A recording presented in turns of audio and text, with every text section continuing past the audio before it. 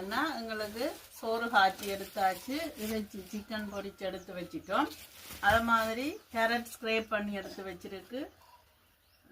Leaks வந்து சின்ன சின்ன வட்டி எடுத்து வச்சுக்கிறோம். இஞ்சி உள்ளி இடிச்சு எடுத்து வச்சிருக்கிறோம். இனி முட்டையும் அடித்து எல்லாத்தையும் போட்டு சேர்த்து ரைஸை நாங்கள் செய்ய போகிறோம். இப்போ நாங்கள் ரைஸ் மிக்ஸ் பண்ணுறதுக்கு அடுப்பில் சட்டி வச்சு சூடாக்கி போட்டு இதுக்குள்ள என்னென்ன மரக்கறிகளை போட்டு முதல் வதக்கி போட்டு என்ன மாதிரி செய்ய போகிறோம்னு காட்டும். இப்போ எங்களுக்கு பாத்திரம் சூடாகிட்டு இப்போ எண்ணெய் சேர்க்க போகிறேன். நான் அந்த சிக்கன் பொரிச்ச எண்ணெயே வேஸ்ட் ஆக்காமல் அப்படியே சேர்த்து கொள்ளுறேன். எண்ணெய் கொஞ்சம் கொதிக்கட்டும்.